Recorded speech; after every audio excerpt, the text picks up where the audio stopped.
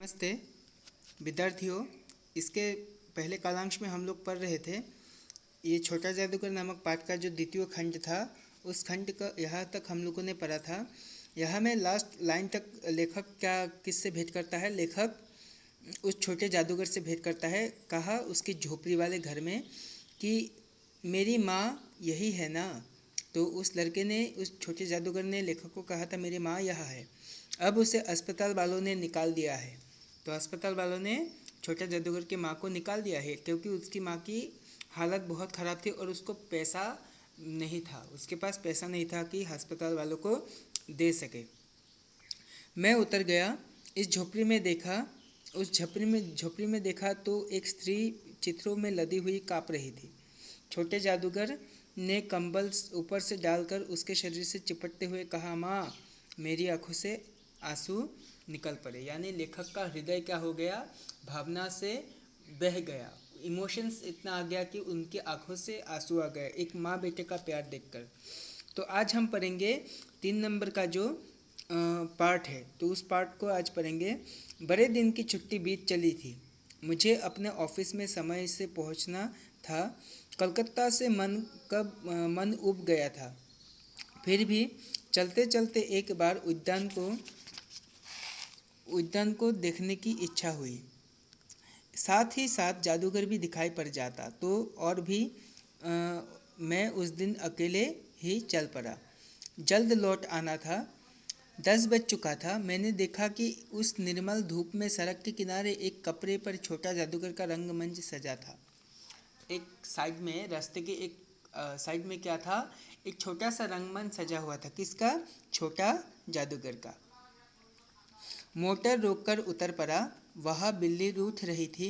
भालू मनाने चला था। ब्याह की तैयारी थी। यानी भालू बिल्ली ये सब का जो खेल था, वो सब खेल क्या कर रहा था? वो एक नाटक चल रहा था। ये सब होते हुए भी जादूगर की वाणी में वो प्रसन्नता की तरी नहीं थी। यानी जिसका माँ घर में बीमार पड़ा हो, उस बेटे का मन तो ऑब्वियसली क्या होगा? उस बेटे का मन ऑब्वियसली उसका मन खराब रहेगा। तो वो आनंद नहीं था उस माहौल में। जब वो औरों की हंसाने की चेष्टा कर रहा था, तब वो जैसे स्वयं कँप जाता था। यानी दूसरों को, उसका काम ही था दूसरों को हंसाना। तो जब दूसरों को हंसाने की कोशिश करता था, तब खुद ब खुद वो काँप जाता था, मानो उसके रोए रो रही थी। मैं आश्चर्य से देख रहा था। खेल हो जाने पर पैसा बटोरकर उसने भीड़ में मुझे देखा। तो छोटा जादूगर ने किसे देखा? छोटा जादूगर ने लेखक को देखा। वो जैसे क्षण भर के लिए स्फूर्तिमान हो गया। मैंने उसकी पीठ थपथपाते हुए पूछा, आज तुम्हारा खेल जमा क्यों नहीं?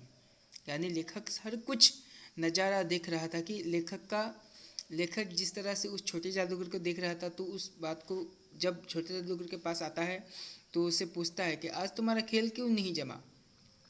माँ ने कहा कि आज तुरंत चले आना, मेरी घड़ी समीप है, अभी चल, भाव से उसने कहा।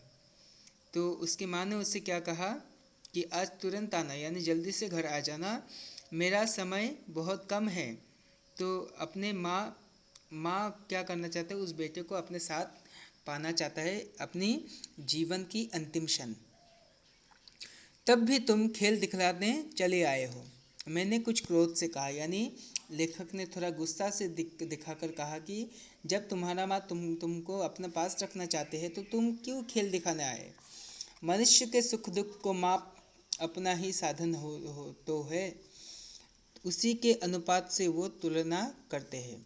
उसके मुंह पर वही परिचित तिरस्कार की रेखा फूट पड़ी। यानी वो तिरस्कार करने लगा छोटा जादूगर। उसने कहा, ना क्यों आता?